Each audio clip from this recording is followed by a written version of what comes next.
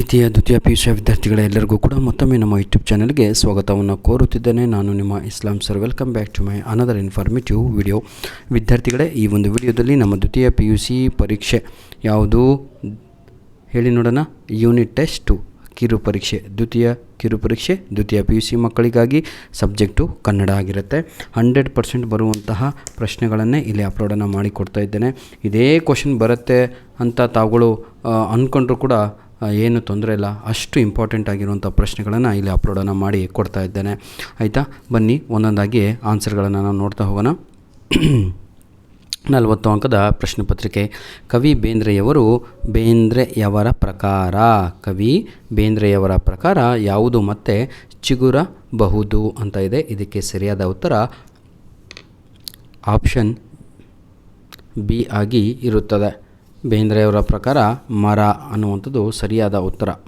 Question number 2. ನೀವು ಬಡಿದ ಸುತ್ತಿಗೆಗಳು ಮೊಳೆಗಳು, ಮುಕುಟ ಹಣೆಗೆ ಮುಳ್ಳುಗಳು, ಹಬ್ಬಿಸಿದ ಸುಳ್ಳುಗಳು, ರೋಮನ್ನರ ಕಿವಿ ಡೆಬ್ಬಿಸುವ ಏನಿದು ಕೊಂಬುಗಳು, ಈ ಸಾಲುಗಳು ಯಾರಿಗೆ ನೀಡಿದ ಚಿತ್ರಹಿಂಸೆಯನ್ನು ಸೂಚಿಸುತ್ತದೆ ಅಂತ ಇದೆ. ಎಲ್ಲರಿಗೂ ಕೂಡ ಗೊತ್ತಲ್ವಾ, ಜೀಸಸ್ಸಿಗೆ ಅನ್ನುವಂಥದ್ದು ಸರಿಯಾದ ಉತ್ತರ ಆಗಿರುತ್ತೆ ಮಕ್ಕಳೇ. 3ನೆಯ ಪ್ರಶ್ನೆ. ಜನರಿಗೆ ಯಾವುದಕ್ಕೆ ಗತಿ ಇಲ್ಲ. ಎಂತಹ ಪ್ರಶ್ನೆ ಕಣ್ರಿ. ಗಂಜಿ ಅನ್ನುವಂಥದ್ದು ಸರಿಯಾದ ಉತ್ತರ ಆಗಿರುತ್ತದೆ. 4ನೆಯ ಪ್ರಶ್ನೆ. ಎಂತಹ ಗದ್ಯದಲ್ಲಿ ಕತೆ ಹೇಳೆಂದು ಮನೋರಮೆ ಕೇಳುವಳು. ನೋಡಿ, ಎಂತಹ ಗದ್ಯದಲ್ಲಿ ಅಂತ ಹೇಳಿದರೆ ಇಲ್ಲಿ ಸರಿಯಾದ ಉತ್ತರ ಬಂದು 4ನೆಯ ಪ್ರಶ್ನೆಗೆ ಆಪ್ಷನ್ ಡಿ ಆಗಿರುತ್ತೆ. ಆಪ್ಷನ್ ಡಿ, ABCD ಕೊನೆಯ ಆಪ್ಷನ್ನು. ಆಯಿತಾ, ಏನಿದು ನಿಮಗೆ ಗೊತ್ತಾಗತ್ತೆ ಹೇಳಿ. 5ನೆಯ ಪ್ರಶ್ನೆ. ಟೆಲಿಫೋನ್ ಸಿಬ್ಬಂದಿ ಯಾರ ವಿರುದ್ಧ ಮುಷ್ಕರ ಹೂಡಿದನು ಅಂತ ಇದೆ, ಅಥವಾ ಹೂಡಿದರು ಅಂತ. ಇದಕ್ಕೆ ಸರಿಯಾದ ಉತ್ತರ 5ನೆಯ ಪ್ರಶ್ನೆಗೆ ವಿದ್ಯುತ್ ಇಲಾಖೆ ಅನ್ನುವಂಥದ್ದು ರೈಟ್ ಆನ್ಸರ್ ಆಗಿರುತ್ತದೆ ಮಕ್ಕಳೇ. Question number 6. ನನಗೆ ಸರಿಯಾದ ವೆಪನ್ ಕೊಟ್ಟರೆ ಅದನ್ನು ಈಗಿಂದೀಗಲೇ ಶೂಟ್ ಮಾಡಿ ಬಿಡುತ್ತೇನೆ. ಊರಿನ ಬಿಳಿ ಕಾಡಾನೆಗಳು ಕಾಲಿಟ್ಟು ಈ ಹೆಣ್ಣಾಣೆಯೇ ಕಾರಣ ಎಂದು ರೇಂಜರ್ ಎದುರು ನಾಗರಾಜ ಕೂಗಾಡಲು ಕಾರಣವಾದ ಪ್ರಮುಖ ಅಂಶವೇನು ಅಂತ 6ನೆಯ ಪ್ರಶ್ನೆ ಕೇಳಲಾಗಿದೆ. ಇದಕ್ಕೆ ಸರಿಯಾದ ಉತ್ತರ ಆನೆಯ ನೆಪದಿಂದ ವೈರಿಗಳೆಲ್ಲ ಒಟ್ಟಾಗಿರುವುದಕ್ಕೆ ಅಂತ. ಆಪ್ಷನ್ ಸಿ ಇದೆಲ್ವಾ, ಅದು ಸರಿಯಾದ ಉತ್ತರ ಆಗಿರುತ್ತದೆ. ಇಲ್ಲಿಗೆ MCQsಗಳು ಕಂಪ್ಲೀಟ್ ಆಗಿವೆ.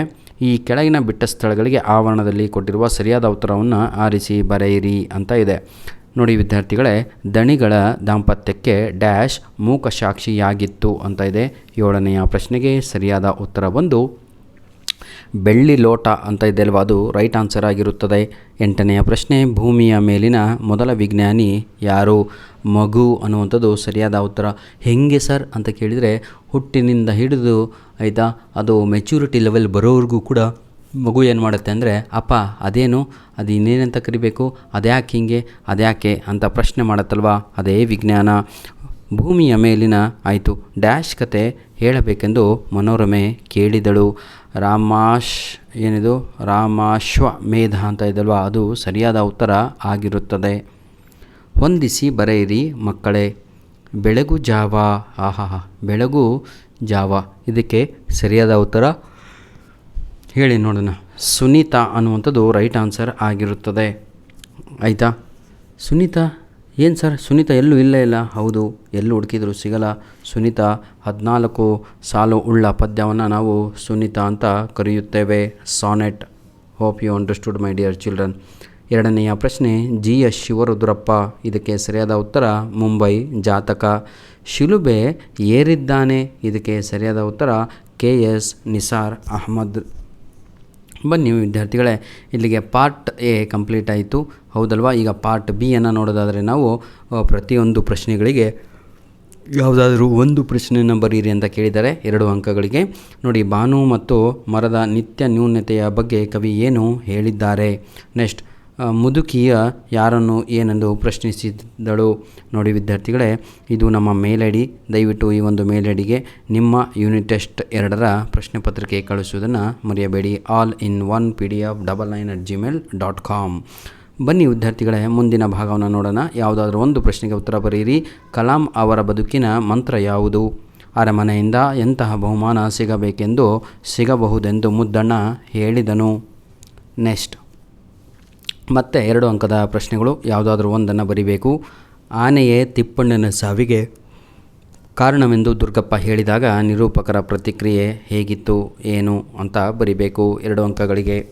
ಆನೆಯನ್ನು ಹದುಬಸ್ತಿನಲ್ಲಿಡುವುದರ ಬಗ್ಗೆ ಮೇಲಾಯುಧ ಅಪ್ಪ ಏನು ತಿಳಿಸಿದ್ದ, ಇದು ಯಾವುದಾದ್ರೂ ಒಂದನ್ನು ಬರೆಯುವಂಥದ್ದು. ಕೊನೆಯ ಭಾಗದಲ್ಲಿದ್ದೇವೆ. ಈ ಪಾರ್ಟ್ ಸಿನಲ್ಲಿ ಯಾವುದಾದ್ರೂ ಒಂದು ವಾಕ್ಯ ಸಂದರ್ಭ ಸೂಚಿಸಿ ಸ್ವಾರಸ್ಯವನ್ನು ಬರೆಯಿರಿ. ಕುಳಿತು ಕೆಮ್ಮದು ಪ್ರಾಣಿ, ಮಾತೆಯೇ ಮರೆತು ಹೋಗಿದೆ ಕಣೆ. ಇದು 2ರಲ್ಲಿ ಯಾವುದಾದ್ರೂ ಒಂದನ್ನು ತಾವುಗಳು 3 ಅಂಕಗಳಿಗೆ ಸಂದರ್ಭದೊಡನೆ ವಿವರಿಸಿಯನ್ನು ಬರೆಯಬೇಕು. ಯಾವುದಾದ್ರೂ ಒಂದು ವಾಕ್ಯದ ಸಂದರ್ಭ ಸೂಚಿಸಿ ಸ್ವಾರಸ್ಯವನ್ನು ಬರೆಯಿರಿ. ವ್ಯಕ್ತಿಗಿಂತ ರಾಷ್ಟ್ರ ದೊಡ್ಡದು, ಹೌದಲ್ವಾ? ನೆಕ್ಸ್ಟ್ ಈ ಕಂಬದೊಳಗೆ ಏನೋ ಸೇರಿಕೊಂಡಿದೆ. ನೆಕ್ಸ್ಟ್ ಡಿ ವಿಭಾಗ. ಯಾವುದಾದ್ರೂ ಒಂದು ಪ್ರಶ್ನೆಗೆ 5-6 ವಾಕ್ಯಗಳಲ್ಲಿ ಬರೆಯಿರಿ. 4 ಅಂಕದ ಪ್ರಶ್ನೆಗಳು. ನಗರ ಜೀವನದ ಯಾಂತ್ರಿಕ ವಿವರಗಳು ಮುಂಬೈ ಜಾತಕ ಕವಿತೆಯಲ್ಲಿ ಹೇಗೆ ಚಿತ್ರಣಗೊಂಡಿದೆ ವಿವರಿಸಿ. 22ನೆಯ ಪ್ರಶ್ನೆ. ಯಾವ ಸ್ಥಳದಲ್ಲಿ ಜೀಸಸ್ ದಿನನಿತ್ಯ ಶಿಲುಬೆ ಏರಿದ್ದಾನೆ ಚರ್ಚಿಸಿ. 2ರಲ್ಲಿ ಯಾವುದಾದ್ರೂ ಒಂದನ್ನು ತಾವುಗಳು ಬರೆಯಬಹುದಾಗಿದೆ. ನೆಕ್ಸ್ಟ್ ಯಾವುದಾದ್ರೂ ಒಂದು ಪ್ರಶ್ನೆಗೆ 5-6 ವಾಕ್ಯಗಳಲ್ಲಿ ಉತ್ತರಿಸಿ.